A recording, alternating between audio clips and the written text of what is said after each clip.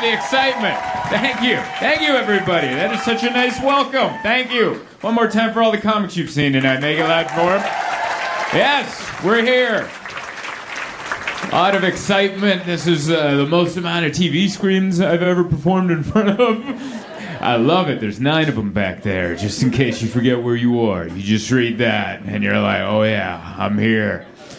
It's so nice. I love performing at malls, and this is one of the biggest ones. It's one of the biggest ones you can go to. I don't know if you guys know it. Malls are dying everywhere else. And this is one of the rare places it's not, and it's because we need all of them to be like this. All right, we need all of them huge, and we need everything in there. We need to go trap some wildlife, put it in the middle. You know, that's.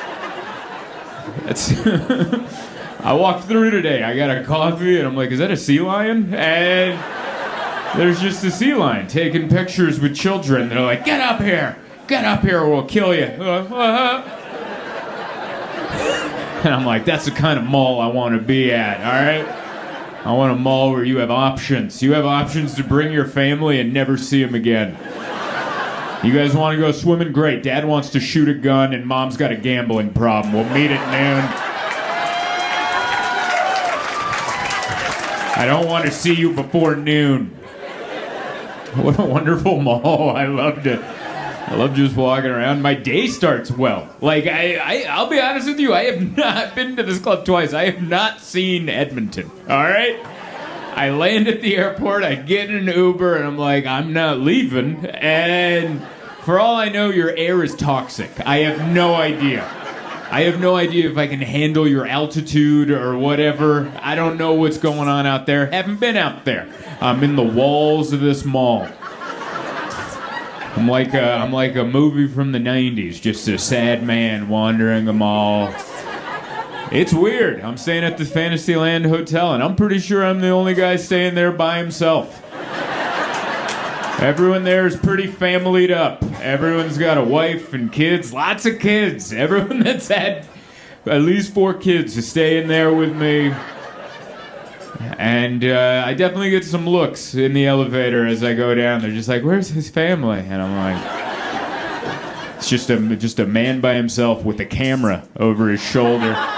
Because I film my sets, but they're looking at me going, I don't trust that man with that camera.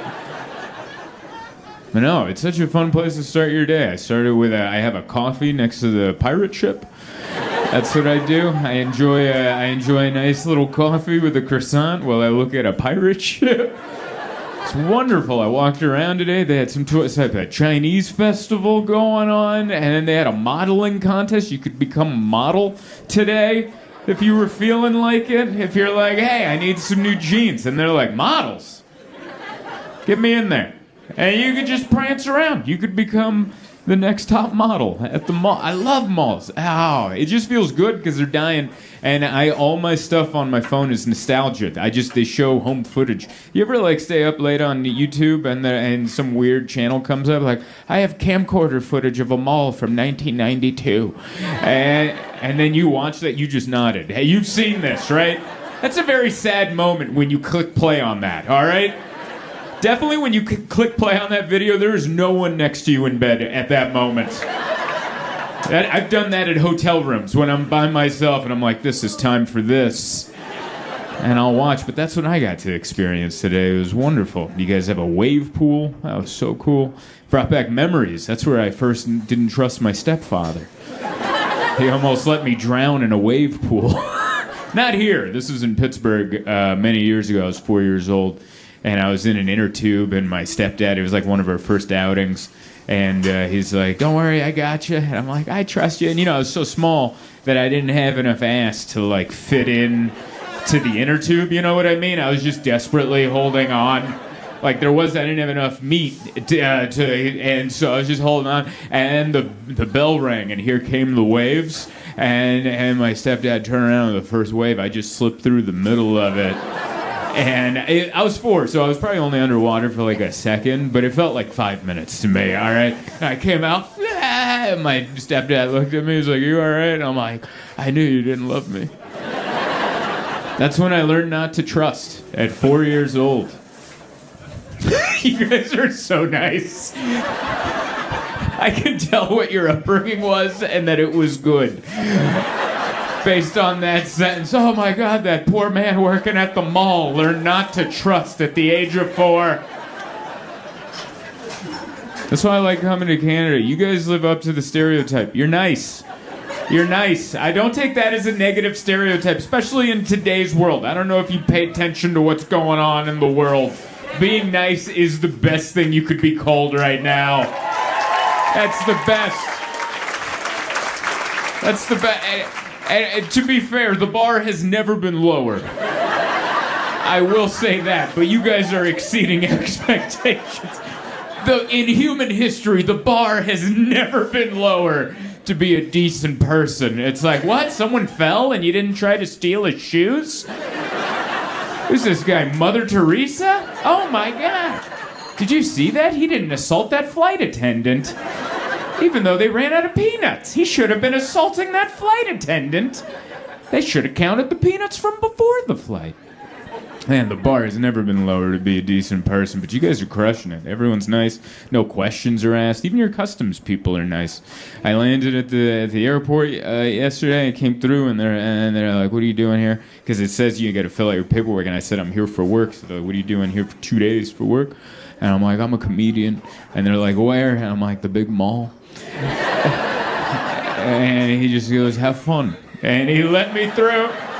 And I'm like, man, that's what I'm talking about, yeah. In the States, there'd be so many questions, you know. Oh, is there? Let me look at your website.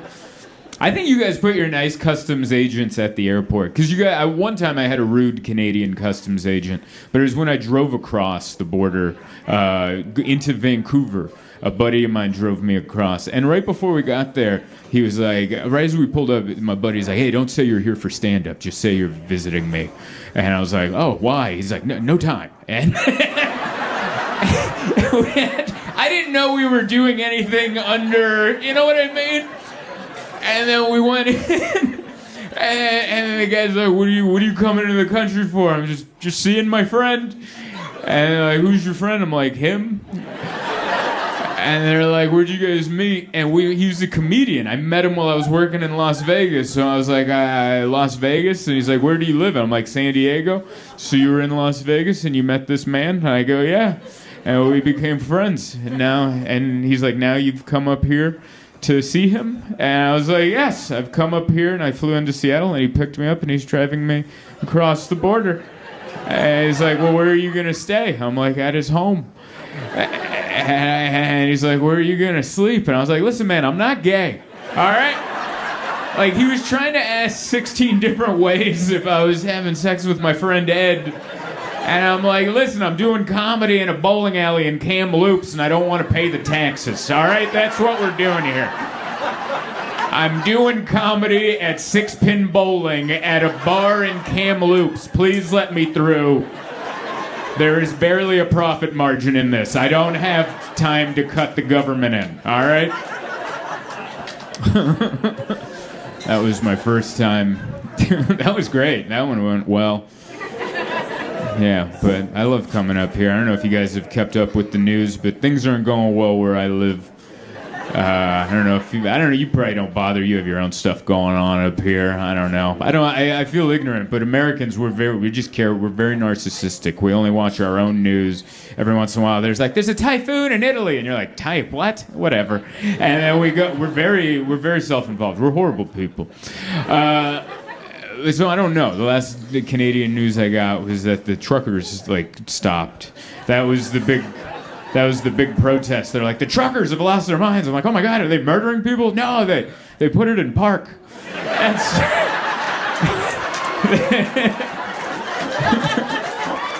like, in my country, it would be the truckers have murdered everybody. And half the country is like, no, they were trying to kill the truckers, and the truckers are just defending themselves. That would be... Yeah, it's very nice to be here. This weekend's my first shows back in the States.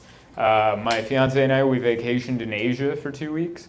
Yeah, we were in Bangkok, Thailand, and Bali, and we came back on Monday, and this is the longest stretch of time I've had diarrhea. So I'm sorry to bring that up. I hope no one's eating. I apologize, but that's what's going on with me, okay? Maybe on the way here, you guys stopped at a bar, got a couple drinks, get pepped up for the show. I stopped at a CVS, and I came back with Pepto and anti-diarrheal pills. And so you'll notice while I'm up here, I'm not going to move a lot, okay? What you're seeing right now, this is about where I'm going to live for the next hour. Feet are planted. This is where I live. It's not going to be a lot of excitement. It's just going to be a lot of, hello. Because you never know. You think you're fine, and then you're like, no, you're not. And I've been doing comedy for a long time, and I will die before that happens to me on stage. So I will be nice and steady. I was so sad that I got sick out there in Thailand, because I ate all the food, I wanted to be like Anthony Bourdain, I don't think he was really there. There's no way. I was just eating street food and skinny jeans, and he was okay. I'm calling bullshit. I did that one day, 2 weeks, done. Here we are on week 3, and I'm like, really? Yeah, someone just made a fart noise. That is a 10 o'clock show right there. Is that you? I thought it was, oh, that's so funny. I thought it was like the younger dude there. This guy looks like he owns a business. You look like you own multiple businesses. I'm the head of the PTA. And then here he is in the back of a strip mall at 11 o'clock at night. Going, you're my favorite person. I love that. Never change. Never change. Don't let the world change you, Yeah, but that's where I'm at. It's not good. Not a good spot. Yeah, it was, Thailand was cool. They have, I got to know the bathrooms really well there. And thankfully I was staying at a really nice hotel. We were staying at this place called La Meridian. And it only cost like $100 a night, but it was like the nicest hotel room I've ever stayed in. It was gorgeous. They had robes and slippers. And they had one of those toilets that does it all for you. I don't know if you've even heard of this, but over in Asia, they got fancy toilets where you hit a button and they just get you. They get you all prepped for life. You don't have to get back there. That's none of your business what's going on back there. You just sit down and do it, you hit a button, they're like, get on out of here, buddy. You're doing great. And it's a little intimidating, okay? Because I didn't know that's what I was getting into. I sat down, and then I looked on the wall, and there's all these buttons with pictures that let you know what's going to go on back there if you hit this button. So now, naturally, I'm a human, so like I'm like curious, but also afraid at the same time, because you're like, oh, what if I love it? Like, what if this changes my life? Like, I can't go back. What if I'm gonna miss work? So I'm just at home, just nailing this button. And it starts easy. Like there's different levels of how crazy you want to get with it. And I just started at a nice low level, First day at the gym. We're not burning it out, Just, do a little cardio, maybe a little Stairmaster, nothing crazy. And then slowly we just worked it up, and I was just like, this is great.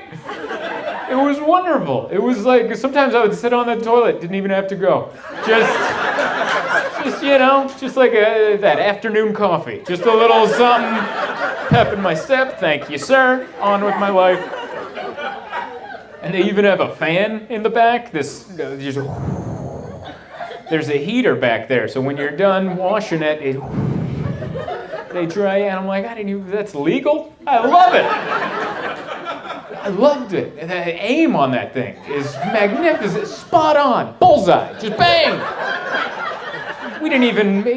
This thing doesn't even know my name. And it knew me for a minute. And he's like, there you are. And you're like, wow, who came up with that? That was an engineer. Someone went to school for a long time. And they used all that knowledge on, yep, there it is. What a hero. What a hero that person is, whoever invented that toilet. Because not only did they have the idea, not only did they have the science to put it together, but then they had to get investment money. That means someone walked into a Shark Tank situation, with a prototype that was probably just a toilet seat with like a water gun and a hairdryer glued to it. All right, Mark Cuban, take your pants off. We're about to make $1 billion.